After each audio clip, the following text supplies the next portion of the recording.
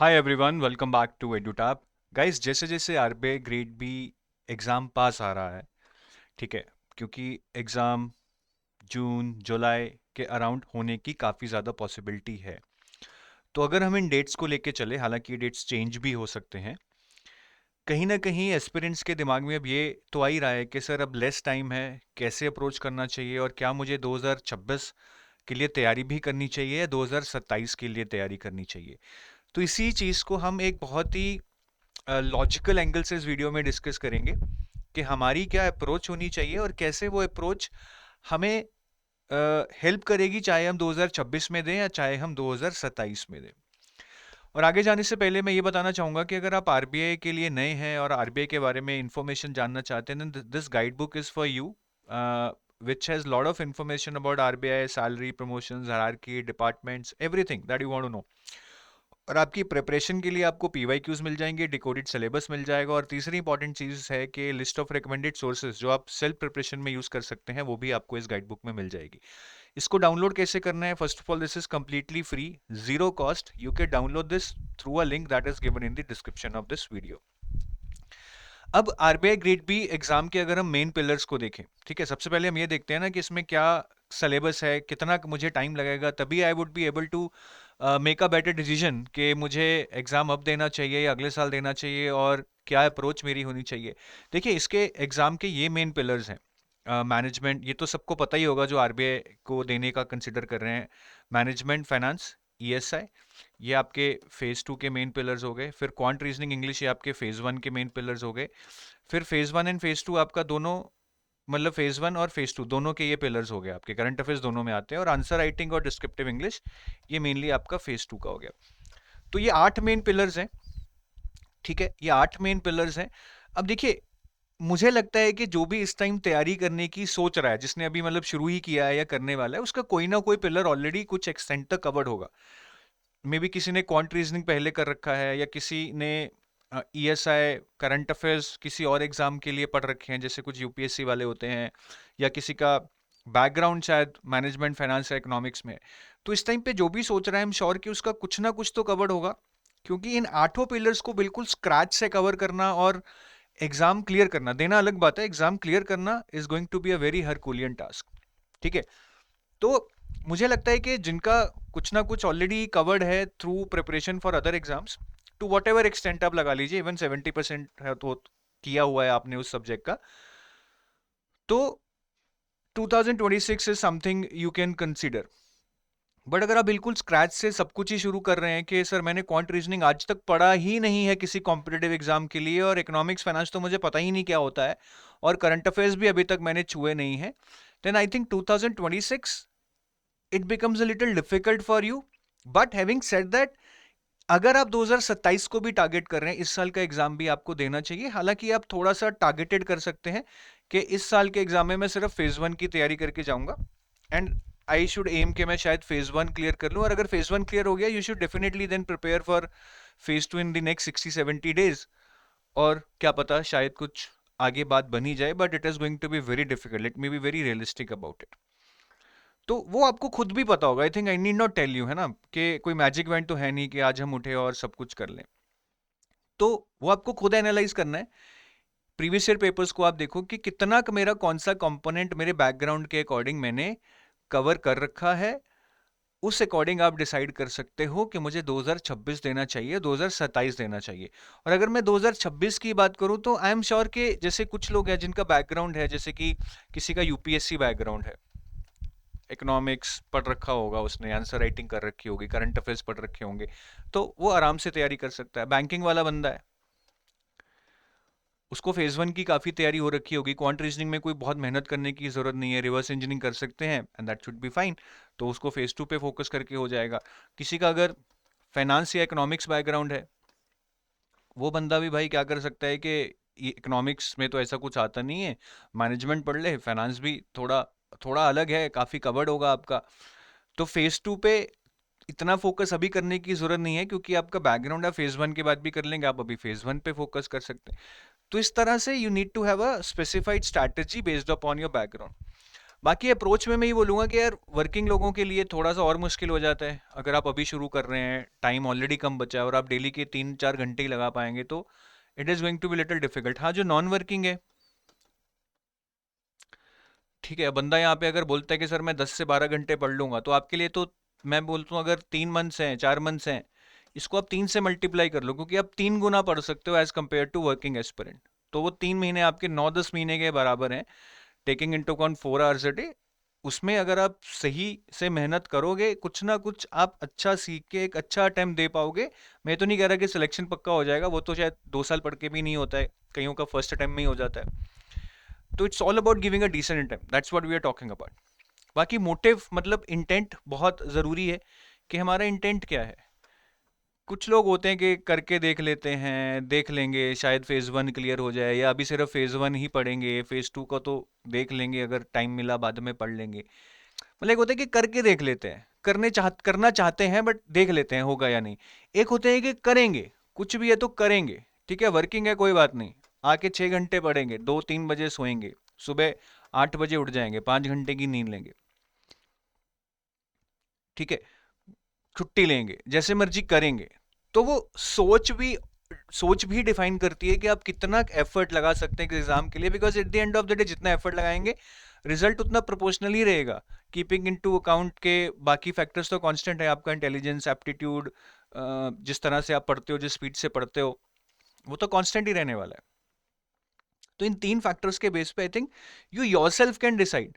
अब आपने बिल्कुल भी कोई बेसिक से कुछ भी नहीं पढ़ा है अभी तक, बिल्कुल स्क्रैच में भी आप जीरो में हो और वर्किंग भी हो, और अंदर से भी फीलिंग आ रही है कि यार कर ही नहीं पाऊंगा मैं, इतना तो मैं जोर लगा ही नहीं पाऊंगा कि मैं वर्किंग होने के बावजूद भी 6-6 घंटे पढ़ लूँ 3-3 बजे तक। Then you should be very no smart enough to decide कि ठीक है, this year is not my cup of tea, maybe I start preparing for the next year. ये बात सुन के किसी को दुख हो सकता है जो अभी भी सोच रहा है कि मैं तैयारी कर लूंगा, but let's face the reality. ठीक है, बाकी जिनका कहीं ना कहीं कोई रिलेशन बैठ रहा है इनमें, बैकग्राउंड में, या नॉन वर्किंग हो, या इंटेंट बहुत स्ट्रांग है, एक स्ट्रांग मोटिवेशन है कि यार करना ही करना है क्योंकि दोस्त लोग आगे निकल गए हैं, लाइफ में कुछ बन के दिखाना है, या लास्ट चांस है, तो वो लोग भी अपना जोर लगा सकते हैं in spite of any constants. अब अप्रोच क्या होनी चाहिए, देखिए, अब एग्जाम की एग्जैक्ट डेट तो कोई नहीं बता सकता और डेट पे हम फोकस भी ना करें। ठीक है, जून जुलाई अगस्त जो भी है, बट हमें वर्स्ट केस के लिए प्रिपेयर करना चाहिए। मुझे लग रहा है कि अगर हम लेके चलें कि यार जून जुलाई में एग्जाम हो सकता है, जिसके काफ़ी चांसेस हैं, ये वर्स्ट केस सिनारियो है, मतलब अर्ली केस सिनारियो लगा लो कि एग्जाम इन डेट्स पे हो सकता है, डिले होगा तो ठीक है हमारे लिए और अच्छा है। बट हम ये नहीं सोच सकते कि एग्जाम तो चलो डिले हो जाएगा फिर देखेंगे, जल्दी हो गया तो हम छोड़ देंगे। अगर आप ये सोच रहे हो फिर तो आप छोड़ ही दो। अगर आप इस अर्ली केस सिनारियो के लिए प्रिपेयर कर सकते हो, that means you are serious about this attempt. अब इसमें अप्रोच क्या होनी चाहिए जिसका थोड़ा बहुत सेटिंग बैठता है, जैसे मैंने बोला बैकग्राउंड थोड़ा मैच करता है और थोड़ा इंटेंट है। ठीक है, वो अब तैयारी करेगा तो कैसे करेगा। अगर मैं वर्किंग की बात करूं तो मुझे लगता है सबसे पहले क्वांट रीजनिंग में आपको रिवर्स इंजीनियरिंग करनी पड़ेगी। You can't start reading basic books. तो ये आप आई थिंक 60 मिनट्स आप इस पे लगाओ डेली। फिर आप एफएम को पढ़ो। एफएम ऐसा सब्जेक्ट है जो बिल्कुल अभी स्टार्टिंग ही आ रहा है, पिछले साल अगर आप देखें, थोड़े बहुत करंट अफेयर्स आएंगे वो हम अलग से कर लेंगे। आई थिंक 1.5 आवर्स आपको एफएम में लगाने चाहिए। फिर current affairs, this is the most critical component of your selection. हमें 2 घंटे करंट अफेयर्स पे लगाने हैं मिनिमम, मैं बता रहा हूँ। ठीक है, तो मेरे कितने हो गए, 1 घंटा, 1.5 घंटा ये, 2.5 घंटे, 2 घंटे ये, 4.5 घंटे। और answer writing from day one I should be writing answers. I am telling you this is a skill you need to build. नहीं तो फिर फेस 2 में कुछ नहीं होने वाला, जितना मर्जी पढ़ लो, ऑब्जेक्टिव में अच्छे मार्क्स आ जाएंगे, डिस्क्रिप्टिव में नहीं आएंगे। 30 minutes if not daily, at least on alternate days you should be writing one answer. ये लिख लिख के ही सुधरेगा। This is just like learning car driving, लिख लिख के ही सुधरेगा, चला चला के ही कार आती है। So this is what working aspirants can do, where just 60 minutes on quant and reasoning, more effort on FM and current affairs, and little effort on answer writing every day, which is about, if you do 30 minutes daily, that's mostly about 900 minutes in a month. That's huge. अगर आप 900 घंटे एक महीने में answer writing कर रहे हैं, just imagine the amount of practice you would be doing and how much useful it would be before you sit in the actual exam. बाकी अगर आप नॉन वर्किंग हो, आपकी तो लॉटरी है।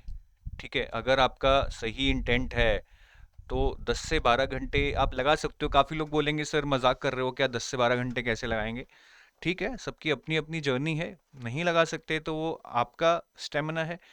कम लगा के भी निकल सकते हो based upon your intelligence and speed. But मैं 10 घंटे एक्सपेक्ट करता हूँ अगर आप नॉन वर्किंग और सिर्फ आरबीआई के लिए प्रिपेयर कर रहे हो।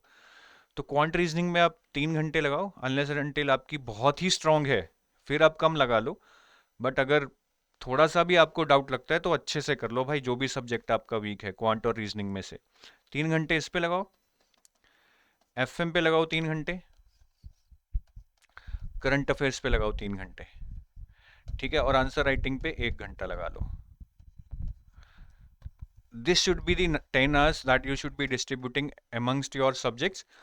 बाकी जैसे मैंने बताया करंट अफेयर्स सबसे ज़्यादा क्रिटिकल होने वाले हैं आपके।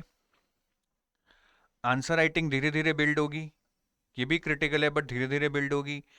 क्वांट रीजनिंग में क्वेश्चंस पे प्रैक्टिस कीजिए, ज़्यादा से ज़्यादा सेक्शनल टेस्ट दीजिए, क्योंकि सेक्शनल टेस्ट से ही आपको समझेगा कि कैसे हमें टाइम मैनेज करना है और कैसे अपने क्वेश्चंस को सेलेक्ट करना है out of the 30 questions that you would get in the exam. और मॉक्स तो हमें देने ही है, जो कि बात की बात है। तो अभी लेकिन आप इन चीज़ों पे फोकस कर सकते हैं। It's very important that you define the priority which I have told you, and with in these subjects, जैसे अगर मैं क्वांट रीजनिंग पढ़ रहा हूँ सारे चैप्टर्स नहीं पढ़ने हैं, select your number of chapters, at least 60% of the whole syllabus, and that should be fine. मेरे हिसाब से क्वांट में अगर आप 60% चैप्टर्स कर लो और उसमें अच्छे से प्रैक्टिस कर लो, उन्हीं क्वेश्चंस को एग्जाम में उठाओ, that would be a very fine strategy rather than doing all the chapters and just covering them at basic level. Reasoning में मिसलेनियस टॉपिक्स कर लो, पजल्स पे ज़्यादा मत फोकस करो। मिसलेनियस मतलब वही direction, syllogism, reverse syllogism, blood relation, alpha numeric series, inequalities, ठीक है, ये सारे चैप्टर्स जो हमारे होते हैं apart from puzzles and sitting arrangements. Management तो सारा पढ़ना ही पढ़ना है, बहुत स्कोरिंग सब्जेक्ट है, स्टैटिक है। फाइनेंस भी ज़्यादा मुश्किल नहीं है, थोड़े बहुत चैप्टर्स हैं which are bit technical, but I think with a reading of 1 hour of the finance chapter you can easily cover 20-30 pages। तो ये इस तरह की स्ट्रैटेजी आप लेके चल सकते हो। और करंट अफेयर्स में आपको आई थिंक 5 महीने के करंट अफेयर्स प्रायोरिटाइज करने हैं। इन 5 मंथ्स में अगर मैं जुलाई में एग्जाम लेके चलूँ तो मार्च अप्रैल मई जून जुलाई, you can start from March, और बाद में अगर लगता है कि एग्जाम जून में हो रहा है, you can start from February also. वो आप फेब्रवरी वाला महीना बाद में कर लेना। अभी the latest month which is available to you for reading should be March. मार्च से आप शुरू करो, फिर अप्रैल का जो रह जाएगा वो कवर करो, and then come to Feb. By the time जब आप अप्रैल खत्म करोगे, अगर मई के करंट अफेयर्स नहीं आए हैं तो फेब में आएंगे। तो हमारी हमेशा यही प्रायोरिटी रहेगी हम कि रिसेंट मंथ्स के करंट अफेयर्स को करें, ना कि पुराने वालों को, ताकि एग्जाम में जो मोस्ट क्रिटिकल है हम उसको अच्छे से करें, ना कि ऐसे पार्ट को जो शायद उतना क्रिटिकल नहीं है। तो इस तरह की आप एक स्ट्रैटेजी लेके जा सकते हैं, ठीक है। I think again it's not about के इतने महीनों में हो सकता है या नहीं हो सकता है, that depends upon individual capability. But अगर आप सोचते हैं कि मैं कर सकता हूं, क्योंकि कहीं ना कहीं मेरा बैकग्राउंड थोड़ा सा रेलेवेंट है, मैंने कुछ और एग्जाम्स की तैयारी कर रखी है और मेरा एक स्ट्रांग इंटेंट है, तो आप इस तरह की स्ट्रैटेजी एग्जीक्यूट कर सकते हैं। You can also customize it as per your own needs. The point is you need to prepare smart, you need to plan it well, ताकि एक एक तुक्का जो टाइम का आपके पास है ना, आप उसको बहुत एफिशिएंटली, स्मार्टली, वाइजली यूज करो, ताकि कल को ये ना लगे कि यार तब टाइम था मैं गलत पढ़ता रहा, शायद मैं रेलेवेंट पढ़ता तो बढ़िया होता। So that's all from my side. और अगर आप कुछ कोर्सेज को देख रहे हैं तो हमारे पास आरबीआई ग्रेड बी का गोल्ड कोर्स है, which is for complete phase 1 plus 2 plus interview preparation, and we have a silver course also which is for phase 2 plus interview preparation। तो फेज सिल्वर कोर्स में आपको क्यूआरई नहीं मिलेगा, mock test नहीं मिलेंगे phase 1 के।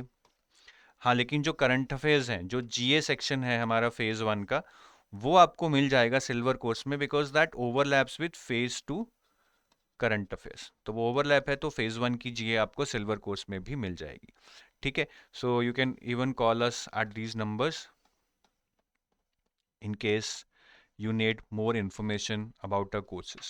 Thank you, all the best, Jai Hind।